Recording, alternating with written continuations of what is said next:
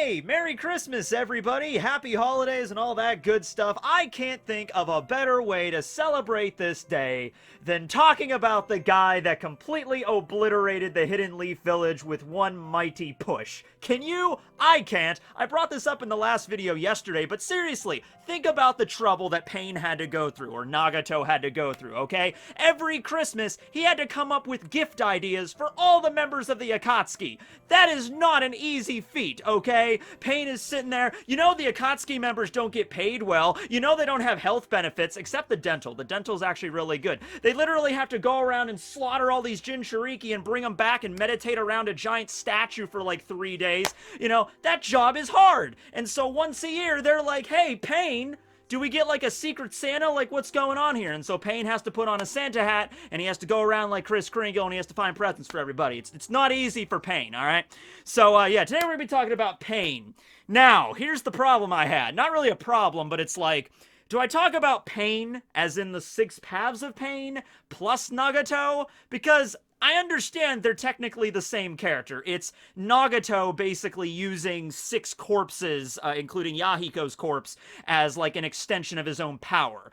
Because in the state that Nagato is in when, like, you know, the story is going on, his legs are severely damaged, his body is very emaciated, he can't really move. This is through a fight that he had with Hanzo years ago, and it was actually that fight that was like the turning point for Nagato's character. After Yahiko died, Conan was still around. That was the point where Nagato kind of decided of like, okay, I am no longer Nagato, now I am Pain, and I will be Pain, and I will inflict pain upon the world because that's what I need to do. Pain. Anybody out there play Final Fantasy X-2? I think there was a character in there called Pain 2. I never really played it, but yeah, okay. So, my point is, there's a lot of stuff to discuss with the 6 paths of Pain that we see here. Even though they really are just corpses, and the only one that really speaks is the Deva path, or Yahiko's body, you know, that's Nagato speaking through him, they're kind of like a character unto themselves. Maybe not individually, but when they're all unified in one force, I think of them as like their own character, okay? Just, they're different appearances, they're different jutsu, I just think of them as like their own thing, okay? And then Nagato has his own backstory well before he became Pain, back when he was trained by Jiraiya alongside Yahiko and Conan, living in the village hidden in the rain amidst the war. This was right after the Second Shinobi World War, where the Sannin became the Sannin, right? So I think I might actually just do this video talking about the 6 paths, like when they fought against Jiraiya, and then the invasion of the Hidden Leaf Village, and then them, you know, fighting against all the different ninja there. Naruto showing up in his sage form and fighting against the Deva path, and eventually fighting against Nagato. Not really fighting against Nagato so much as he just talk no jutsu Naruto, but, you know, the talk no jutsu is a jutsu, so when he uses it on you, it is considered a fight, technically speaking, of course.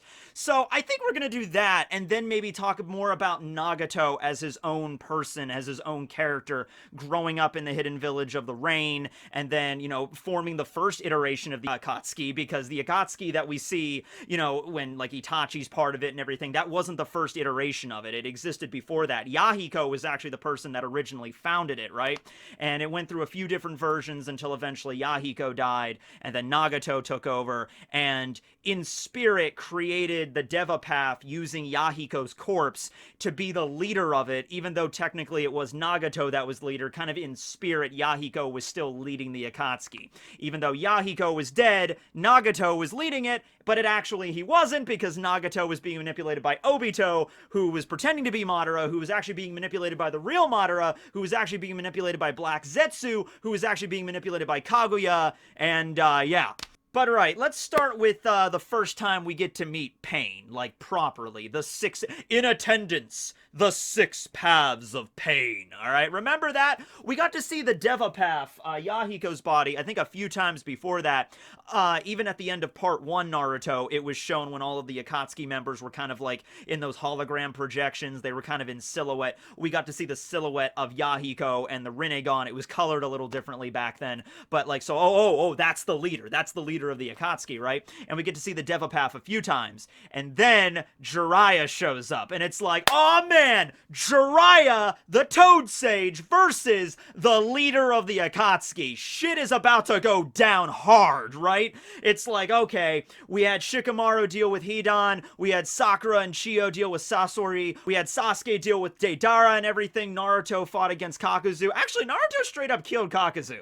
Yeah, that doesn't happen very often. Yeah, Naruto had to straight up kill Kakuzu. But anyway, my point is, then we get to the leader of the Akatsuki, who's this very mysterious person. You know, even the other members of the Akatsuki really don't know who the leader is. But up until this point, it's just like, oh, this is the leader, right? And Jiraiya is infiltrating the hidden village of the Rain. He's one of the Sannin. He's 50 years old. He's got the experience, all right? He's Naruto's teacher. He's got this, right? You know, I remember when Jiraiya went to the hidden village of the Rain, and I remember reading that in the manga, and I didn't even, like, I should have maybe been queued up to it, because common shonen tropes and all that, but I didn't think Jiraiya was gonna die on that mission, did you? I mean, I thought, like, oh man, Jiraiya, he's gonna go in, he's gonna fight the leader, and he's either going to win, he's gonna beat the leader, or he's maybe going to get defeated and he has to escape, and then maybe Naruto will be the one to defeat him, you know, something like that. I didn't think Jiraiya was gonna die at that point in the story. I felt like there was so much more you could have done with him, but Kishimoto did it there, and to be honest, like, Jiraiya never came back as like a zombie or anything later on. I think that would have cheapened his death a bit.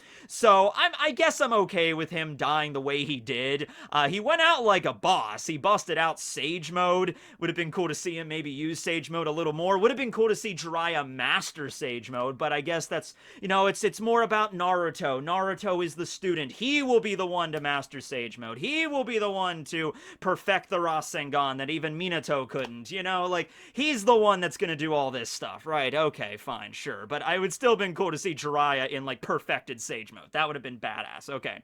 So, he infiltrates the hidden village of the Rain, and he's doing everything really smart. I mean, he uses that Toad House technique, remember, where he pretends to be a bartender. Ah, I'm just a mild-mannered bartender here in the lower levels of the Rain Village. And then two ninja walk in. He's like, well, hey there, gents, how you doing? By the way, this bar is actually the inside of a toad. And so he traps these two guys in the toad mouth, and then he, you know, gets some information out of them, threatening to turn them into frogs if they don't comply. Then he meets Conan, and then fights against her, and the fight with Conan doesn't last very long. He just, like, spews her with oil, and then, like, the paper can't separate, and then all of a sudden Pain shows up. However, it's not the same Pain that we're used to. It's a different character, right? And so we're like, okay, who's this dude?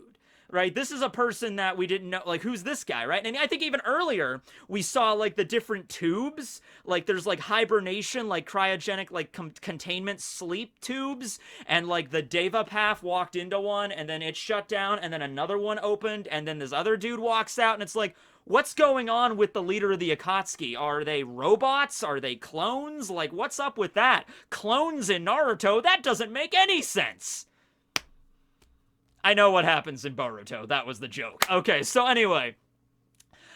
This character starts fighting against Jiraiya. And then it's right here that we get the beginnings of the flashback. A lot of this stuff we don't learn about until a little later, but we learn the basics that Jiraiya met Yahiko, Conan, and Nagato when traveling through this war-torn country and decided to take them in and raise them. You know, as, you know, Tsunade and Orochimaru kind of went back to the Village of the Leaves, Jiraiya stayed behind to teach these kids the basics of ninjutsu so they could survive in this rough world that they left them in, you know?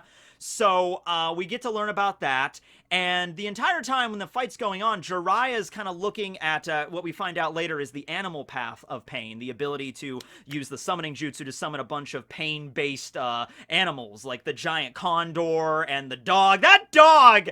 Top-tier summon in Naruto. That dog wrecks so many people. Every single time it comes out, it's like, that's a dog! It's a self-replicating jutsu. No matter how many times you hit the damn thing, it's just more of them come out. That dog, best pain summon, easy. We also got, I think, a bull or like a ram, the rhino. Oh my god, the scene where Jiraiya is just jumping around the freak, that was such a cool fight aesthetically because it was in like a different kind of area that we're not used to. It's like this heavily industrial kind of area, and like every single building has like these huge like rain gutters and like you know, boom tubes, so to speak, these giant tubes everywhere and pipes, you know, to like wash away all the rain into the ocean. And so Jiraiya's jumping around and everything, and he's got freaking, what was it, not Gamma Hero, Oh, there was Gama Bunta was the leader of the Toads, and then Gama Hiro was the one with the swords, and this was Gama Ken. I think it was Gama Ken, and so Gama Ken was the guy that had like the pole-armed weapon, right? If I'm misremembering this Toad's name, I'm sorry, but they're like jumping around and like the pipes are falling, and they're like sliding down the pipes. In the anime, I think it goes into way more detail, but they're running away from all these freaking animals, and at one point they land on the ground, and Jiraiya's like, "Man, did we escape the giant condor and like the giant freaking dog, you know, the Cerberus dog or whatever?" And then he turns around and this giant rhino just appears out of nowhere, like, woof, and just like, son of a... It's like a Vin Diesel movie. It's just like Vin Diesel's running away from everything and he lands, and like, "Are we finally done?" And he turns around and sees like the giant rhino, like, son of a gun, you know? And it just, the rhino comes at him and everything. Bunch of different animals, right? And so throughout this entire fight, though, the chameleon, that also summons the chameleon, contain the animal path and like hide and make him invisible, okay? So it's like really, really weird. And so Jiraiya starts to notice, he's like, okay, this is apparently a student that I had, but looks nothing like Nagato or Yahiko, really. And also, he's only using the summoning jutsu against me. That's weird. Jiraiya's like, maybe that's because he thinks I'm like so below him that he doesn't need to fight me one-on-one. He could just summon animals to do it for him. But this is something weird going on right here, right? And so the fight continues, and eventually he summons the two sages, and then he goes into his imperfect sage mode, and he steps out. So after he goes into sage mode, the fight is definitely in his favor. The two sages are helping him out, and then boom, two more paths show up. The Preta path and the human path arrive, I believe. And the Preta path is able to absorb ninjutsu. So, you know, Jiraiya whips up like the super great ball Rasengan, and the Preta path just like absorbs it. Like, "I will hug this Rasengan," and hug it he does. So he absorbs it, and the other dude, the human path, I don't think really get to see what the human path can really do at this point. The human path later on is more for like interrogation and like ripping people's souls out of their body. I don't think we get to see too much. In fact, the human path gets blinded almost immediately by Jiraiya, where it's like, oh crap, there's three of them now, and then the human path rushes at freaking Jiraiya, and Jiraiya just kicks him right in the face and just blows out his eyes so he can't see anymore throughout the entire battle there. And so there's three paths of pain, and it's just like, oh, okay, so there's three of them, I get it. And then and then Jiraiya wins! Jiraiya beats half of pain. It's a rough battle, and he has to get the sages to help him to use that, like, that ultimate toad genjutsu, the frog song. But Jiraiya, once again, he's very tactical in this fight. He's a smart guy. He's like, alright, they're clearly using, their eyes are linked. They can clearly look at each other. And he's like, okay, that one absorbs ninjutsu. That one does summoning. I don't know what that one can do, but I blinded him. You know, and also the animals that they summon also have the same Rinnegan pattern, so they can also see. And so Jiraiya's like, he comes up with this plan to use the Dark Swamp Jutsu, and then trapping them, and then he eventually uses the fact that they're in, like, a giant pipe to his advantage by utilizing the frog song, and it, like, resonates throughout the entire, like, area, and they're all trapped in this genjutsu, and then Jiraiya takes these giant swords and just, like, impales every single one trapped in this genjutsu prison, and it's like, man, that was a rough fought battle, but I did it. I won. And I think I understand what's going on now, so I have to go. I've made my decision. So he's getting ready to leave, and then boom! It's the Ashura path that appears behind him. He's like, "You're not done yet." Like, wait, what? Boom! Why is there still boss music playing? Why is it like a godly choir? Bam! And then he gets knocked into the freaking water, and Jiraiya's there, and he's missing an arm. I remember, like, he's like, "Oh, dude, you're missing an arm." "I noticed." You know? Okay. And so we finally get to see them in attendance, the 6 paths of pain. And not only are there 3 additional ones, the Deva path, the Ashura path, and the Naraka path, but the Preta human and animal paths are also back as well, which we're like the ones that Jiraiya ran through with the sword. And then at that moment, Jiraiya, we don't know yet, but at that moment, Jiraiya kind of looks at all of them, and he notices one of them resembles Yahiko, and he notices the other 5 are all ninja that he met previously in his journey. This is expanded upon a little bit more in the anime, because we get to see each and individual one, like where Jiraiya met them during his journey. In the manga, I think it's just really quick, like, oh, that guy looks like that guy looks like that. I remember that dude. Like, I remember the animal path dude was, he had his headband fall off, and he had a scar on his forehead, and Jiraiya remembered him as a member of the Fuma clan that had, like, all these ninja tools and stuff, and Jiraiya left the scar on his forehead, right? And so I don't know if Nagato personally went and sought after Jiraiya, like people that met Jiraiya. It might have just been a coincidence because Jiraiya obviously traveled around a lot, or I guess it might have not have been a coincidence, whatever. But at any rate, he notices Yahiko, and Yahiko is, he doesn't know he's a corpse yet, so he's like, Yahiko, what are you doing? Where's Nagato? Why do you have his Rinnegan? What's going on here? And so Yahiko's like, Jiraiya-sensei, you've missed so much. So much stuff has happened since you left. And so we're not really going to explain it. We are pain and we are God. And it's like, oh my god, that is so freaking cool, right? Okay. And so they all charge Jiraiya. We as the fans really have no idea what's going on at this point. There's like 6 Rinnegan users, like what the hell? And so this leads into Jiraiya's death, which is still one of the most emotionally powerful scenes in all of Naruto, easily. The music that plays, I think the theme that plays during Jiraiya's death, it is not something that is used. I think it's an unreleased soundtrack. It doesn't get played very often in Naruto. If this is the only time it's played, it probably is used at other points, but it's not a very common one. So it's just the soundtrack that plays, and then Jiraiya thinking back on his life, and he's like, this is the great tale of Jiraiya the Gallant. What should I call it? And he's like just sinking down under the ocean, right? And eventually that's the thing that kind of saves him, because the reason that Kabuto gives on why he couldn't resurrect him as a zombie is like he's below the ocean's like depths. He's in like the Mariana Trench or whatever. It's like pressure so insane that, even ninjas can't reach him, right? Although I think he did say that like, well, maybe the blood on the weapons of the Six Paths might be able to resurrect him, but that never comes to be. That never happens, at least in Naruto. They never bring back Jiraiya, and I think that was a good move on Kishimoto's part, right?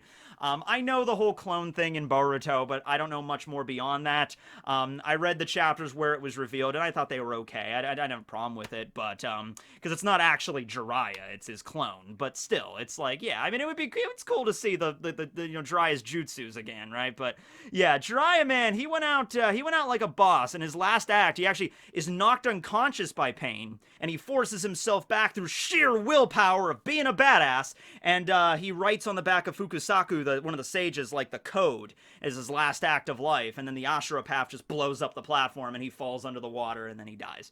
So, 6 paths of pain, right? Let's go through these and see what we got going on here, okay? All of these paths are named after different paths of the cycle of samsara in Buddhism.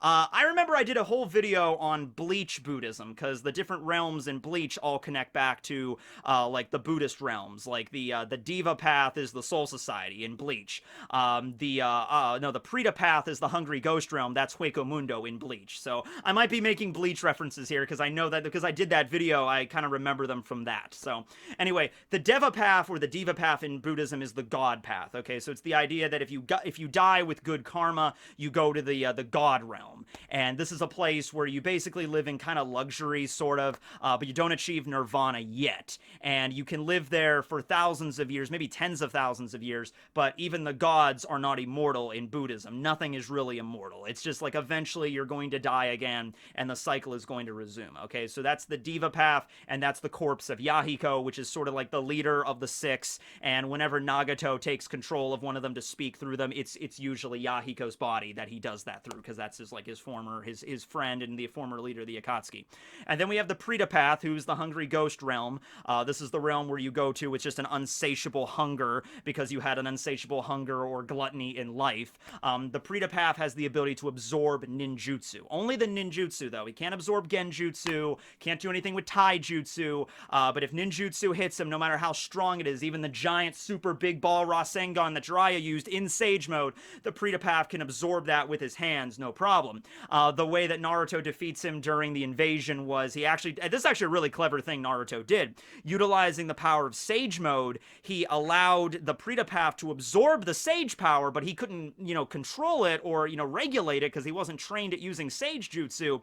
And so his body turned into a stone frog, and then Naruto just shattered it, because that was something that, like, Gamakichi, that was it. There's so many Gamas in Naruto. That was the thing Gamakichi mentioned when they were training at Mount Mayaboku. Like, hey, if you train with, Sage Power and you can't get a hang of it and you absorb too much, then you're going to turn into a stone frog. And like, oh no, and that actually happened with Pain. That I thought was a really clever way of defeating the Prita path. Then we have the human path, representing the human realm, the mortal realm, where we're at right now. The human path is this dude with long hair and has the ability to absorb people's souls. He basically goes up to you and like can grab your head and like rip your soul out through your noggin, and through that will also like be able to read your mind. So I believe the human path does this to Shizune, where Shizune's not explaining like, tell me where Naruto Uzumaki is. I'll never tell you. Okay, it was really just a formality. And then rips out her soul, and then the human path is like, Mount Myoboku, huh? Okay. And so that's the human path there. Not really a straight up battle-centric ability, but something very useful in gathering intelligence, something very useful with the Akatsuki.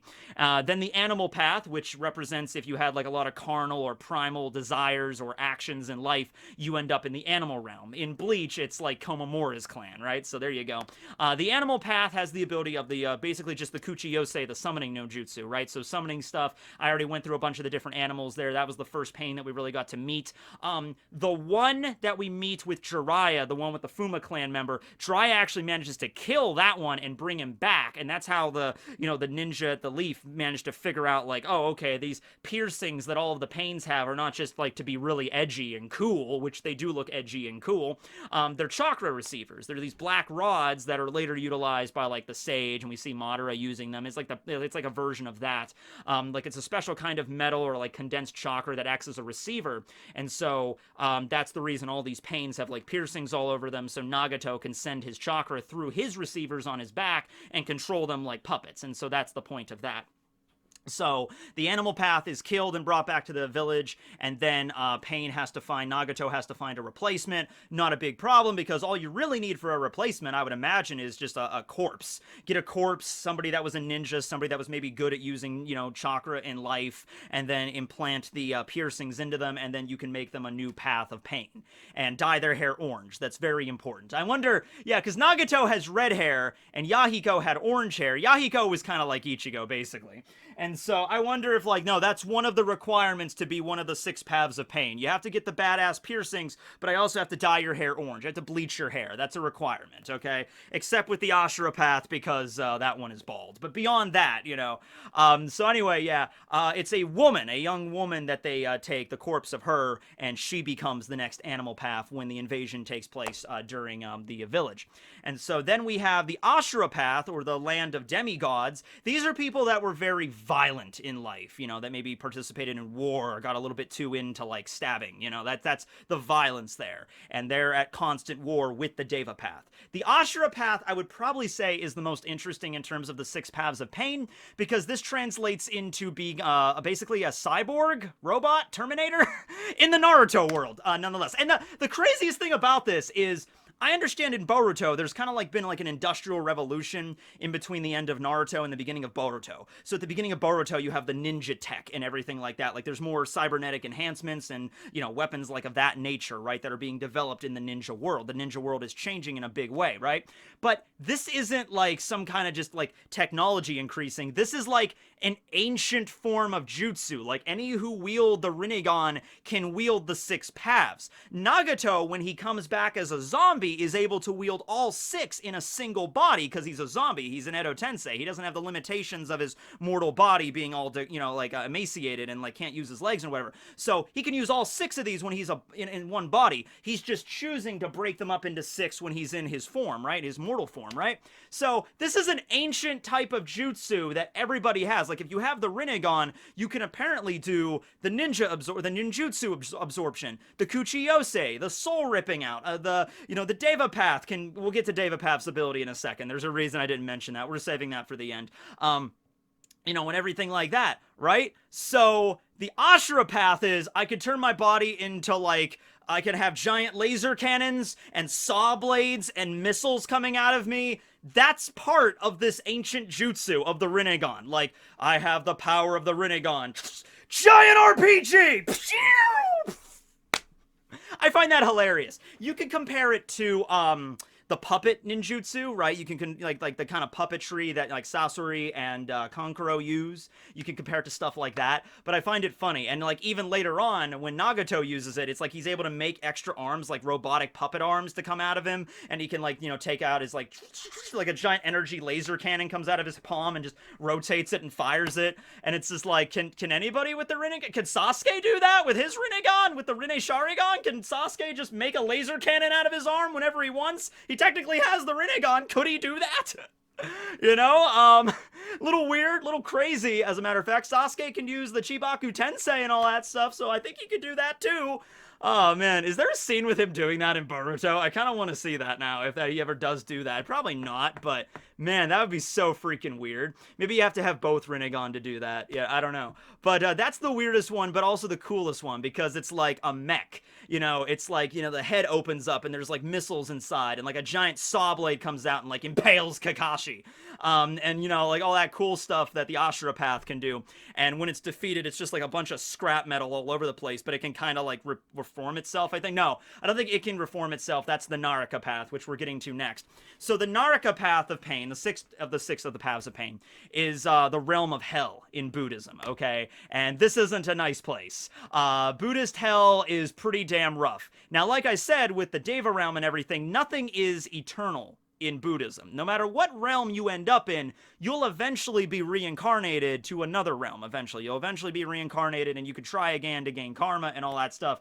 But even though it's not eternal, there are numbers given. It's a very, very, very, very long time. Because in the Naraka realm in hell, there's realms that are very similar to like Christian hell, where everything is like on fire and burning. And then there's a lot of realms that are very cold. And there's two in particular, like there's a bunch of these. I could have given you a bunch of examples here, but the two examples I just listed here. There's one level of Buddhist hell where it's just so cold you shiver a lot. And so you're basically in this realm. It's not like so cold you're gonna freeze solid. It's just cold where you're gonna be like, oh man, it's cold. It's really cold here. Okay, now that might sound painful, like to be out in the cold, be out in like, the cold winter temperatures and like, oh man, how long do you have to spend in that? Like, it's hell, so probably at least a few years, right? I mean, that would really suck. Yeah, 800 trillion years. 800 trillion years of just in shivering, like, I don't know, maybe it's like 15, 20 degrees outside. It's just, and you won't die because you're already dead. So you're just, man, this really sucks. How much longer do we have? 799 trillion years. Okay, this is brisk. Woo! And then there's a worse one that's further down, where it's so cold that your flesh literally cracks open like a lotus flower, exposing all your raw muscle and blood. And so your entire flesh is blue from the cold, and then it cracks open, revealing the red underneath it of your blood and your muscle and all that stuff. And you got to spend about, just around 128 sextillion years like that. Yeah, it's like a 10 followed by like 20 zeros. So it's like either a quintillion or a sextillion. Something like that, it's not a big deal, really. You could just knock that out in a couple of... yeah, so that's the Naraka Path. And Naraka Path in Naruto, also not a combat-centric one. Konohamaru actually defeats, comes back later, but Konohamaru uses the Rasengan to defeat one of the Paths of Pain there. Naraka Path can summon the Path of Hell. The King of Hell. So this giant head just shows up, and it's like supposed to be like the guardian, like King Yama or Yama from like the underworld, right? The guardian of the underworld appears. This giant mouth just opens up like, ah. And then what the Naraka Path can do is toss other parts of the six paths of pain into that mouth, and it kind of like chews them up and then spits them out healed. So when the Ashura Path was all broke to scrap metal, they can pick it up, and the Naraka Path can just toss it into the mouth, and it comes back perfectly healed, right? So that's the purpose of that. Also, the Naraka Path does have an ability to, like, grab people and, like, ask them a question. And if they're telling the truth, then, if they're lying, the King of Hell will have, like, a ghostly arm come off, grab the person's tongue and then rip it out, like rip out the tongue and I think the soul as well, like the person dies if they're lying. If they're telling the truth, then the arm comes out and can't grab the soul because you're telling the truth, but you're still left like physically exhausted and you like pass out like, oh man, I can't. Yeah, so Naraka Path does have some battle capabilities, but not like too much. It's mostly, once again, kind of similar to the human path in terms of interrogation, and then with the King of Hell, basically the revitalization. So the way I'm looking at this is, if you're going up against the 6 paths of pain, the Naraka Path is probably one of the first ones that you should eliminate, because if you get rid of him, then they can't use the King of Hell and they can't heal. And so, oh, that's a glare. There we go, that's better. So you probably want to take out the Naraka Path first, but you still got a lot of things on your hands here, okay? The next one, the last one, the Deva Path, which I mentioned earlier, but this is like the main one, so we'll talk about it now. So the Deva Path has the power of Bansho Tennen and Shinra Tensei. Bansho Tennen is the universal pull, and Shinra Tensei is the almighty push. So it's the powers of magnetic attraction and repulsion, basically. Anybody gets close to the Deva Path, he can use Shinra Tensei to, boom, knock them away, and the closer they get, the more the effect is like, boom, get really bounced back, like, you know, a north and north polarity of a magnet get together, and they repel each other, except it doesn't really repel pain back, it just repels, like, the person coming at them. And then the Bansho Tennen can be used to pull someone close. So, for example, freaking Pain, the Deva Path, can just pick up, like, an old rusty pipe, and then just Bansho Tennen. Alright, you're dead. Moving on. Bansho Tennen. Okay, you're dead. Next, and he could literally just do that. There's actually really a lot of clever scenes with this. Remember the scene where Kakashi was kind of buried in rubble, and he was like, he couldn't move. And the Deva Path is like, I know you're probably stuck, but I don't want to get close to you because you're Kakashi and you probably have something up your sleeve, so I'm just going to kill you from a distance. And so the Deva Path picked up a nail, just a random, like, rusty nail laying on the ground of all the debris and the rubble, and just takes the nail, and it's just like Shinra Tensei, and just fires the nail super fast, and we think it went right through Kakashi's head. Kakashi actually used the Kamui at the last second to absorb the nail, but still, like, something like that is just so simple, but it would be effective. You know, you don't need to have the big dramatic, like, I will crush the Hidden Leaf Village, Shinra Tensei! Boom! And he uses that like a meteor to, like, level the entire village. Like, you know, pressure gets dropped. Also, after using it on that level, can't use the Deva Path's power for quite a while afterwards, okay? But can still utilize, I think, the powers of the other 6 paths of pain, the other 5 paths, so everything works out, I guess, fine there. It's just the Deva Path can't do anything for a while, right? And so you can amp this ability up. He could probably also amp up the Bansho Tennen, too, if he really wanted to. He can make something, like, really, like, a bunch of stuff all head toward him, right? But you gotta be careful with the Bansho Tennen, because if you drag too much stuff towards you, it could potentially hurt you or obscure your vision, so you should really only use it on, like, one person to, like, pull them close and, like, attack them with a dagger or a sword or whatever. But I like the nail thing, because it's like, I don't need, like, crazy firepower or to summon a Susanoo or all this. Like, at the end of the day, most ninja in Naruto are just regular humans, and getting a nail right in the forehead, like, nail gun! You know, that'll be enough to probably end you, right? So, after the battle, after Kakashi dies and a bunch of stuff happens, Naruto shows up, and he's got the 3 toads, he's got the sages, he's got sage mode, and he just starts wrecking all of the Pain's collective shit. This was the last moment of Naruto this was like the hype for Naruto, for me, personally. After this, there were other moments I liked. I liked a lot of moments during the 5 Kage Summit, and pretty much any moment involving, like, Killer Bee and the training on the island and everything, and of course there were some high points during the war, but this was probably the last moment for me where I remember feeling like this was the hype every week. Like, I remember reading these chapters when Naruto went 6 tails against Pain, and then eventually the Chibaku Tensei, and, like, all of the different Pains that are getting attacked by Naruto, and, like, the Sage Mode. Like, this is what Sage Mode is capable of. And this is the legacy of Jiraiya. This is Naruto enraged by Jiraiya's death, enraged by Kakashi's death, and just going ham on everybody. That was, like, the last moment of Naruto where I was, like, every week, like, yeah, I can't wait till next week. Can't wait till next week. Oh, man, that was even better. I miss those days, man. Those days were wild. Okay, so this was phenomenal, right? Like, there was still a lot of loose ends they had to, you know, they couldn't have ended the story after this. There was a lot of stuff they had to, you know, conclude on. But if Naruto had to end after this arc, I'd be like, well, at least they went out on a high note, you know? That was pretty good, damn good arc there. Naruto meets Minato. He goes into the A-Tails, rampaging like crazy, nuts. Pain makes this face. Yeah, that episode of the anime, I would be remiss if I didn't mention it. It was something. It was certainly something there. All right. So the Devapath's last ability, and apparently like one of the strongest abilities, like the strongest ability that Nagato had in his repertoire, was the Chibaku Tensei, which creates a black orb of just like pure gravitational attractive force, and then throws it at the sky, and then all of the everything around it, like mountains, rivers, dirt, grass, trees, buildings, people, whatever's around it, will be picked up by this gravitational force, and it will be molded into a perfect sphere.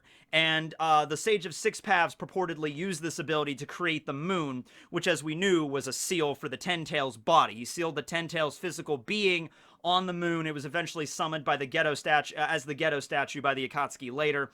But that's how the moon was created in Naruto. In our world, a giant meteor hit like a few 100 million years ago, a few billion years ago, I think, actually, and then created like a part of the Earth split off and created the moon. Yeah, in Naruto, it was created by magic ninjutsu powers. There you go. Obviously, Nagato wasn't able to create something quite as big as the moon, but he was able to make something pretty damn big, right? And so Naruto had to go A-Tails to break out of it, and then that's how they go up against Yahiko, who is the Devapath, right? The last pain that's remaining there. So, as I said, I really think, considering how long this video's gotten already, and we still have, like, that was my problem. Like, look how much stuff we've already covered involving the Six Paths of Pain. We've yet to really talk about the person who's actually controlling them.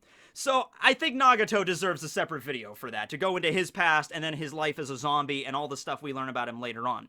But, to end it out here, Naruto learns that, okay, there's someone controlling these corpses. I need to go and find, like, the mastermind here, and they can't be very far from the village in order to control them like the way that they did. And by the way, I'm just saying this right now, Pain did a pretty damn good job of almost destroying the entire village. Like, the whole idea behind Pain, and the whole reason why he's named Pain, is because Nagato decided that the whole world needed to feel pain in order to feel peace. You might think the logic there is kind of faulty. Well, the way that Nagato was looking at it was like, okay, all of the horrible things that happened to me in my life, you know, his parents were murdered, and all the horrible things that happened later on, you know, he decided, like, you know what?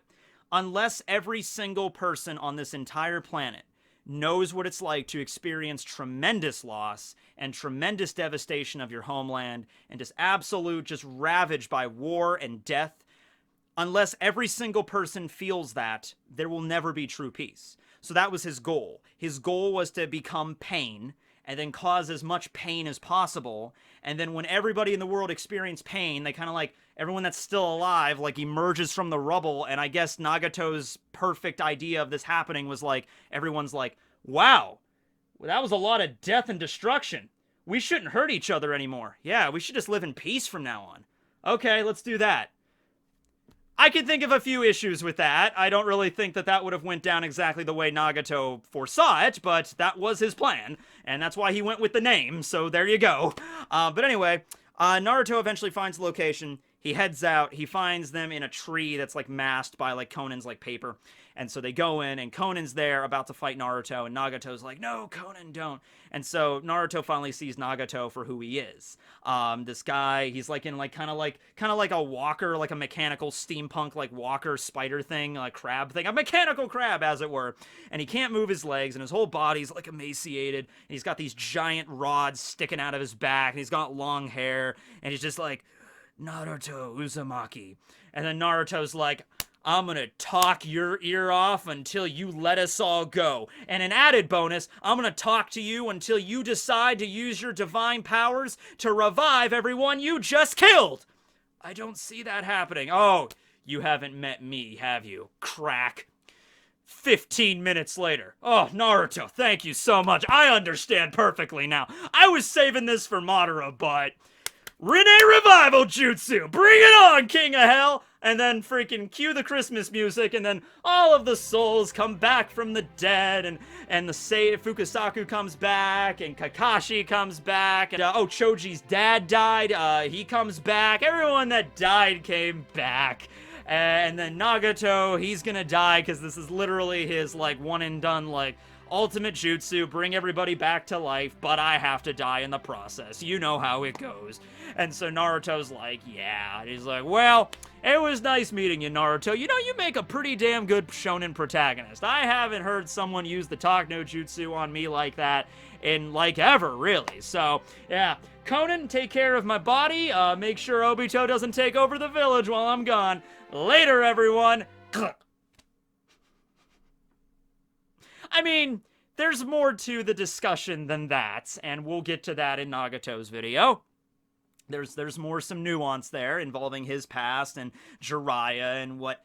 The whole thing here is what Nagato turned into being, you know, taught by Jiraiya, what his philosophy on life was, and how Naruto turned out also being raised by Jiraiya. Two children of prophecy, so to speak, both being trained by the same master, ending up in very different spots in the world right now. And you could always have the idea, like, well, what if Naruto came first? What if Naruto was the one that was trained by Jiraiya back in the, you know, in the day, and I came later? You know, would it still be the same paradigm? Who knows? But yeah. So that is the 6 paths of pain, as just the 6 paths we see here. And yeah, I like them as a character unto themselves, and I think they were utilized perfectly fine. I don't think they were... here's the thing. They weren't overused, is the thing. They showed up to kick... They killed Jiraiya, and then they showed up to attack the village. Because, like, after they kill Jiraiya, it's like, man, these 6 could literally, like, destroy the village if they wanted to. These 6 are incredibly powerful. And they do. And they can, honestly. Like, they destroyed the village. They did. Like, Naruto... When Naruto showed up, it was a giant crater. Like, that was it. Like, and I think it's still a giant crater to this day because of Pain. So Pain was able to do it.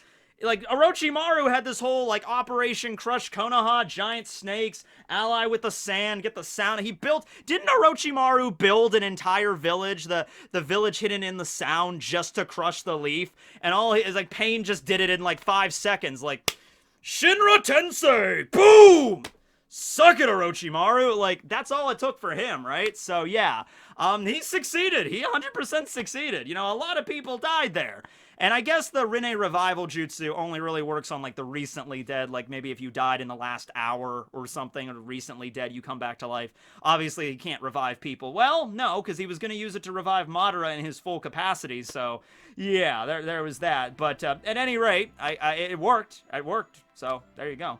But yeah, stay tuned. We're going to do part 2, Nagato's video coming up next, but I hope you all had a very good Christmas, happy holidays, whatever you happen to celebrate in whatever part of the world that you are in. This will be Tekking and Barry signing out.